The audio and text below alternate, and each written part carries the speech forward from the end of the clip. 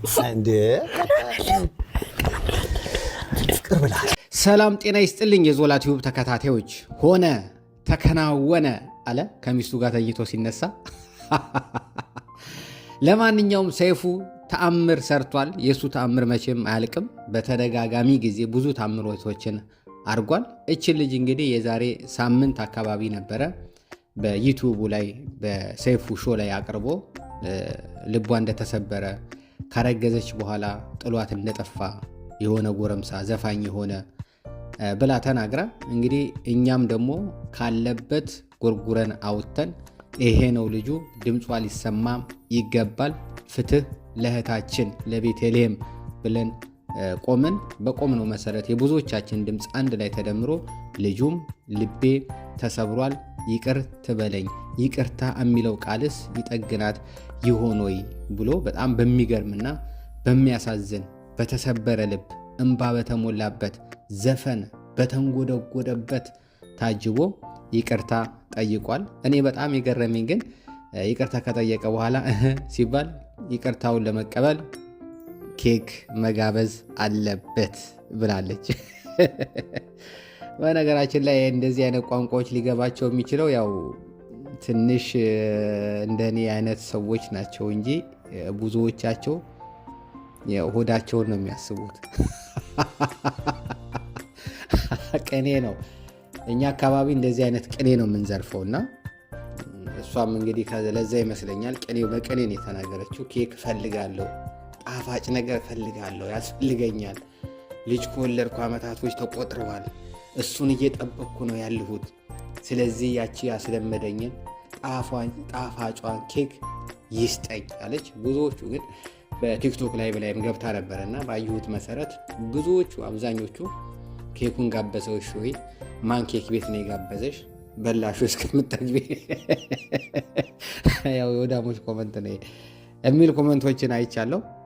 ለማንኛውም ልጅቱ የተናገረችው ኬክ ሳይሆን ፍቅር ነው። ፍቅር የሆነ ኬክ፣ እንደ ኬክ የሚጣፍጠውን ፍቅር ሰይፉ ላይ አውቶ ሲያስለቅሳት የነበረው በየቦታው ላይ ወጣ፣ በቲክቶኳም በየፌስቡክ ገጿ ላይ ወጣ ኡኡ አብጃለው ስትልለት የነበረውን ፍቅር የሆነ ኬክን ነው እሱ ያለችው እና በጣም ነው የገረመኝ በእውነት። በጣም ብዙ ሰዎች ያልጠበቁት ነው። ያው አስታርቅ ብለነዋል፣ ሁላችንም ድምፃችንን አሰምተናል። ግን ቢሆንም እንደዚህ በፍጥነት ልጁን ይዞት ይመጣል። ልጁም ደግሞ እንደዚህ የተሰበረ ልጅ ይሆናል። ሙያ ያለው ልጅ፣ ድምፅ ያለው ልጅ፣ በእውነት ብቃት ያለው ልጅ፣ በብዙ ዳኞች ተዳኝቶ ከአሸናፊዎች አሸናፊ የሆነ ልጅ ቸግሮት መኪና ላይ ሲሯሯጥ አስባችሁታል? የሚገርም ድምፅ እያለው እኔ በጣም በብዙ ጊዜ በተለይ ዩቱብ ጀምረው የሚያቆሙትን በጣም እናገራለሁ፣ በጣም እሳደባለሁ። እንዲህ ሰው ዩቱብ ጀምሮ ያቆማል እንዴ? ዩቱብ እኮ መጀመር ማለት እኮ በጣም ትልቅ ነገር ነው። መጀመሩ እኮ ነው ትልቅ ነገር። ይሄ ወደ ቪዲዮ ዳውንሎድ ማድረጉ፣ ታምፕኔል እንዴት እንደሚሰራ ማውቁ፣ ቪዲዮ እንዴት ነው አፕሎድ የሚደረገው፣ እንዴት ነው ኤዲት የሚደረገው ምናምን፣ ይሄ እኮ ነው ዩቱብ እኮ ከባድ መጀመሪያ እንዴ። ዩቱብ እንዴት አፕሎድ እንደሚደረግ ካወቃችሁ፣ ዩቱብ ቪዲዮ እንዴት ኤዲት እንደሚደረግ ካወቃችሁ፣ ታምፕኔል የሚባለው ነገር አሁን ዩቱበር ያልሆነ ታምፕኔል ምድር ታምፕኔል ምናምን ይላል። ሜኖ ነው ታምፕኔል ማለት ሜኖ ነው። አድማጮች ዩቱበር ያልሆናችሁ ሰዎች እኔ ብዙ ጊዜ ታምፕኔል የምገልጸው በሜኖ ነው። ምግብ ቤት ሄዳችሁ ስታዙ መጀመሪያ ሜኖ ነው የሚመጣላችሁ። ሜኖ ላይ የሚገርም ምግቦች ፎቶዎች አሉ። ከዛም የምግቡ ፎቶ አለ። ያንን እቺ ምግብ ቆንጆ ነች ፎቶ ምናምን ብላችሁ የምታዙበት እንደማለት ነው። ታምፕኔልን ብዙ ጊዜ ነው የሚገልጸውና ይሄ ሁሉ ብቃት እያላቸው ዩቱብ የሚያቆሙ ሰዎች፣ የሚተዉ ሰዎች፣ ግራ የሚገባቸው ወደ ቲክቶኩም ወደ ዩቱብ የሚቆራሩ ሰዎች በጣም ያናድዱኛል። እንግዲህ ለምንድን ነው ወጥረው የማይዙት? አይችለው። በእኔ እይታ አንድ ሰው ዩቱበር የሆነ ሰው ዩቱብ ላይ ኤዲት ማድረግ የቻለ አፕሎድ ማድረግ የቻለ ቪዲዮ እንዴት እንደሚሰራ የቻለ ሰው በእውነት የዩኒቨርሲቲ ተምሮ እንደተመረቀ ሰው ነው የማየው። ከዛ የመብላትና ያለ መብላት እድሉ የራሱ ስንፍና ነው። ተመርቆ ወዲያው ስራ አግኝቶ የሚሰራ አለ። ተመርቆ ወዲያው ወጥቶ ዝም ብሎ በቃ ስራ መስራት የማይፈልግ ሰው አለ። ተመርቆ ደግሞ ስራ ለመስራት የሚሯሯጥ ሰው አለ። እንደዛ ነው። ስለዚህ ዩቱብን ጀምረው ይሄን ሁሉ እያወቁ የሚተዉ ሰዎች ተመርቀው ከአዲስ አበባ ዩኒቨርሲቲ ያውም ከዋናው ስራ የማይሰሩ ሰዎች ሰነፎች ናቸው ብዬ ነው የምወስደውና ዩቱብ ጀምራችሁ የምተኙ ሰዎች ፕሊዝ ዩቱብ ስሩበት። ይሄንን ነው የምለው እና ይሄን ወደዚህ ወደ ልጁ ስመጣ ምንድን ነው በጣም ብቃት ያለው ልጅ በብዙ ዳኞች መሀል ላይ ቀርቦ በሚሊዮን የተሸለመ ልጅ መጨረሻ ግን ኑሮ ከብዶት ፍራቻም ድንጋጤም እቺ ያገኘኋት ነገር ተንብኝ ይሆን የመጣበትም እንትን አለ። አልፈርድም። አንዳንድ ጊዜ እቺን የያዛትን በዘዴ አርጎ ኑሮን ለማሸነፍ ነው ሀሳቡ የመጡበት። እንግዲህ ስለ ቤተሰቦቹም ተናግሯል፣ የኑሮ ሁኔታቸውን ተናግሯል። ዝቅተኛ ነው ብሏል ምናምንና እችን ነገር ደግሞ እንዳለ ለሙዚቃ ከኋላት ደግሞ ምናልባት ኑሮ እንደገና ወደ ታች ሊመልሰው ይችላል። እና ያቺ ፍራቻ ነች ለዚህ ሁሉ ነገር የዳረገችው።